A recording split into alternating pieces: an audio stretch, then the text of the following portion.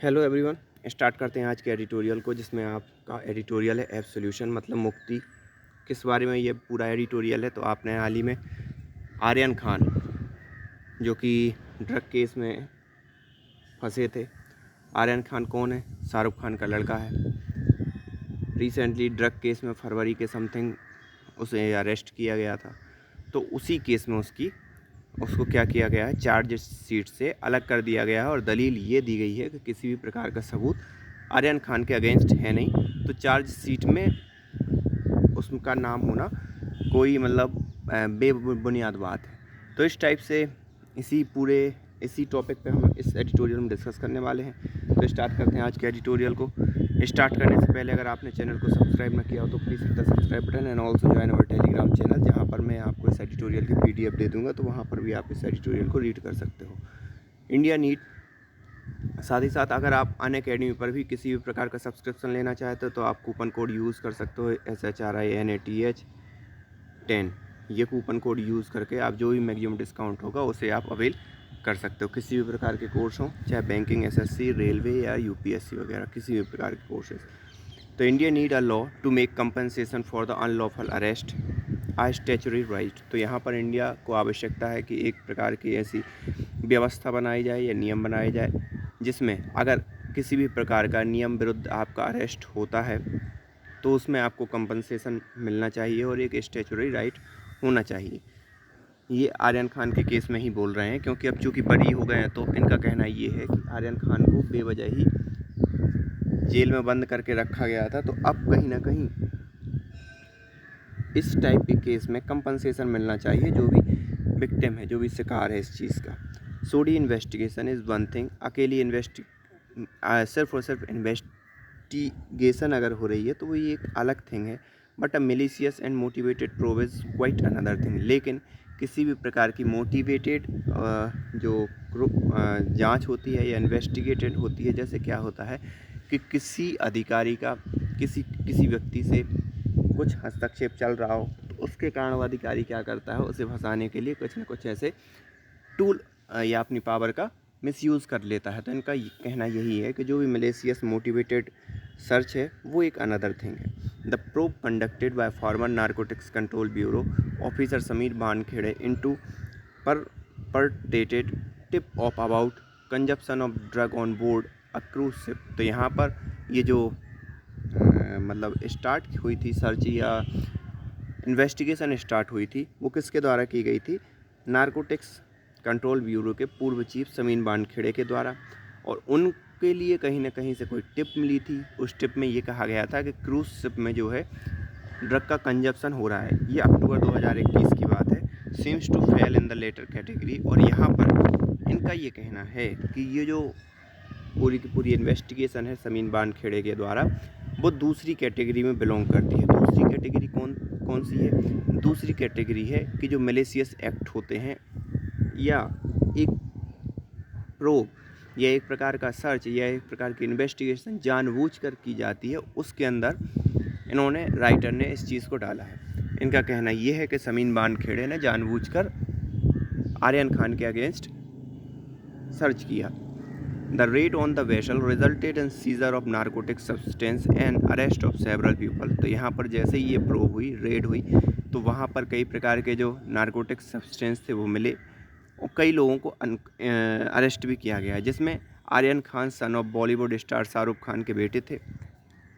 Even though nothing was seized from Mr. Khan, the agency made sensational claim in court about his being part of international drug trafficking network। तो यहाँ पर इनका कहना है, क्योंकि अब जो हाल ही में रिपोर्ट दायर की गई है उसमें ये कहा गया है कि आर्यन खान के पास से कुछ भी नहीं मिला था, लेकिन इनका कहना है कि उसके बाद भी आर्यन खान को गिरफ्तार किया गया और उस सेंसेशनल क्लेम मतलब ये क्लेम किया गया कि आर्यन खान के पास ड्रग टाइप की चीज़ मिली थी। In court about his being part of international drug trafficking network. और ये भी प्रूव करवाने की कोशिश की गई कि ये इंटरनेशनल ड्रग ट्रैफिकिंग नेटवर्क का हिस्सा है आर्यन खान या जो भी लोग पकड़े गए हैं वो सब। Quite strangely cited message purportedly exchanged on WhatsApp as a evidence. और यहाँ पर जो एविडेंस के तौर पर जिसे यूज़ किया गया वो व्हाट्सएप मैसेज को यूज़ किया गया जो कि आर्यन खान के चैट बॉक्स में थे। By the time of 10 bell week later the case had all making of all witch hunt. तो यहाँ पर एक हफ्ते के बाद आर्यन खान को बेल भी मिल गई, लेकिन जो विच हंट वाली प्रोसीजर है वो कंटिन्यूसली चलती रही थी। The special investigation team from Delhi which took over the case after allegation of extortion. और फिर दिल्ली से एक स्पेशल इन्वेस्टिगेशन टीम आई। वो क्यों टीम आई है स्पेशल इन्वेस्टिगेशन? वो इसलिए आई क्योंकि कहीं ना कहीं एक एलिगेशन लग रहे थे समीन बानखेड़े के ऊपर कि एक्सटॉर्शन का केस बन रहा था कि समीन बानखेड़े पर भ्रष्टाचार के आरोप लग रहे थे कि ये इस टाइप की चीज़ इसलिए कर रहे हैं कि ये शाहरुख खान या बड़ी बड़ी हस्तियों से पैसा ऐंठ सकें। तो उस चीज़ का केस इन पर लगा। In case after allegation of external surface against mister has now cited lapse in the initial investigation and the lack of prosecutable evidence and absolved Mr. Khan and 5 others and excluded them from the charge sheet filed recently। तो यहाँ पर उसके बाद क्या हुआ कि जो initial investigation है उसमें तो ये सब इन्होंने दर्शा दिया कि भाई आर्यन खान या जो सब लोग दोषी हैं, लेकिन जो फाइनल चार्जशीट अभी फाइल की गई है स्पेशल इन्वेस्टिगेशन टीम के द्वारा, उसने मिस्टर खान और 5 अदर को क्या कर दिया है, अलग कर दिया उस चार्जशीट से। The lapse include failure to videograph search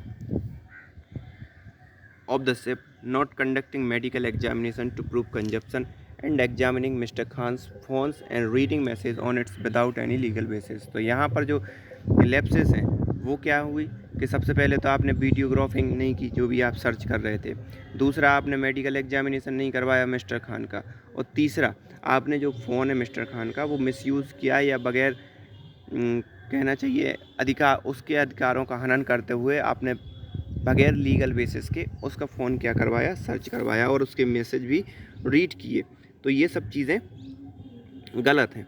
It is good that agency made amend for this mischief done by the initial set of investigation by applying the standard of proof beyond reasonable doubt while presenting its final report। तो यहाँ पर ये अच्छा होता कि अगर agency इस चीज़ को अमेंड कर देती कि ये गलत हुआ है, जो भी शुरुआती इन्वेस्टिगेशन है उसके द्वारा गलत हुआ है, by applying standard of proof, और उसके साथ ही साथ वो प्रूफ भी अप्लाई करती कि भाई कैसे कैसे हम कह रहे हैं कि ये गलत हुआ है, वाइल प्रेजेंटिंग इट्स, जब ये फाइनल रिपोर्ट प्रेजेंट कर रही थी। ये जब फाइनल रिपोर्ट प्रेजेंट की तो उसमें पुरानी इन्वेस्टिगेशन कहाँ कहाँ गलत थी, क्यों गलत थी, उसके क्या सबूत है, वो सब भी एजेंसी के लिए प्रेषित करने चाहिए थे। At the same time the NCB has to re examine its priorities, और यहाँ पर उसी समय जो एनसीबी है उसको अपनी प्राथमिकताओं को री एग्जामिन करना चाहिए।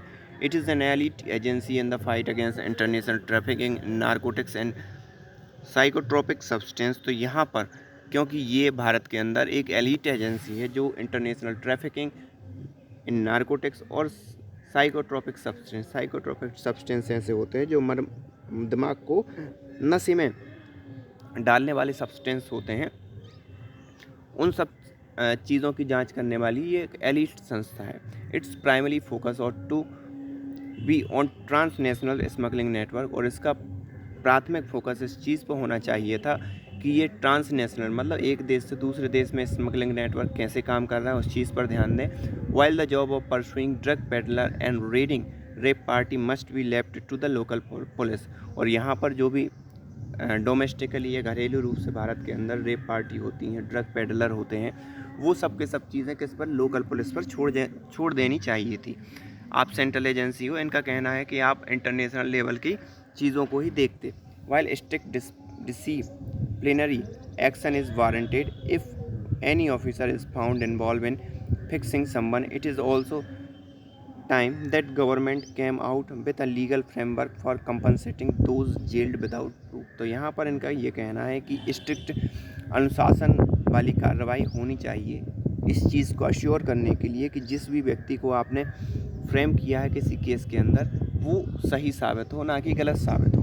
तो ये चीज़ इनका कहना है कि अगर ऑफिसर किसी भी प्रकार से इस टाइप से पाया जाता है कि वो चीज़ों को फिक्स कर रहा है या चीज़ों को अपने हिसाब से ऑर्गेनाइज कर रहा है, तो उसके खिलाफ कोई ना कोई एक्शन लिया जाए और दूसरी जो विक्टिम है उसको क्या किया हो कंपनसेट किया जाए या उसको किसी भी प्रकार का कंपनसेशन प्रोवाइड करवाया जाए। The country does not have a law on grant on compensation to those maliciously prosecuted. Country के पास क्योंकि इस प्रकार का कोई भी लॉ नहीं है कि जो व्यक्ति इस प्रकार से मिलिशियसली प्रोसिक्यूट किया गया हो और बाद में वो गलत पाया गया हो तो उसको किसी प्रकार का कंपनसेशन मिले।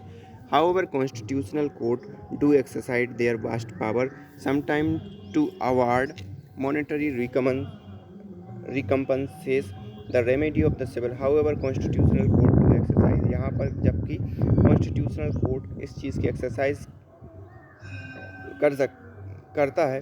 कैसी exercise? Sometime to award monetary recompense, कभी कभी मॉनेटरी अवार्ड दे देता है। क्या होता है, कभी कभी आपने कई केस सुने होंगे कि 20 साल बाद जब ये चीज़ प्रूफ होती है कि उसने वो चीज़ की नहीं पर उसको जेल से बाहर निकाला जाता है और फिर मॉनेटरी कंपनसेशन दिया जाता है। क्यों?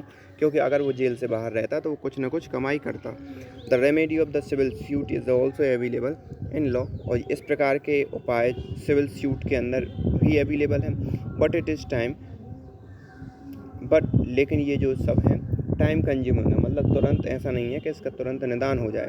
The law commission of India has recommended enactment of law to make compensation in such case enforceable right. तो यहाँ पर law commission of India has recommended enactment of law to make compensation in such case enforceable right. तो यहाँ पर law commission of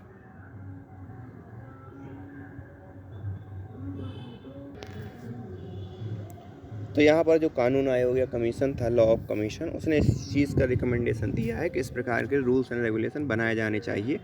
currently section 358 of the CRPC provide for the paltry fine to be imposed on a person on whose complaint a person is arrested without sufficient ground. तो यहाँ पर CRPC के अंदर section 358 है जो इस चीज़ की आपको कहता है कि जो भी अगर आप किसी भी प्रकार की सफिशिएंट ग्राउंड के अगेंस्ट आप कंप्लेन करते हो तो उस व्यक्ति के लिए पोल्ट्री फाइन का प्रावधान है। Such provision should be expanded to cover just compensation by the state for unnecessary arrest. और यहाँ पर इस प्रकार का जो प्रोविज़न है उसका जो पावर है या उसका जो एरिया है उसे बढ़ाया जाना चाहिए, जिससे जो अननेसेसरी अरेस्ट है उसको जो स्टेट है वो कंपनसेशन करे, ना कि किसी प्रकार का व्यक्ति। It is sobering to note that even people with celebrity status and vast resources are not insulted from the misuse of police power। तो यहाँ पर भले ही ये तो ठीक है कि इस केस में शाहरुख खान का बेटा था तो उसकी जो इज्जत या जो भी मीडिया के अंदर गलत चीज़ें गई तो उससे तो उसकी इमेज को नुकसान हुआ ही, लेकिन ये चीज़ उस व्यक्ति के लिए भी होनी चाहिए जो व्यक्ति इतना पॉपुलर नहीं है, उस चीज़ के लिए भी ये चीज़ें प्रॉपर उसी लेवल पर काम करनी चाहिए। Misuse of police power even while recognize still possible to bid once innocent and force to establishment to adopt course correction. तो यहाँ पर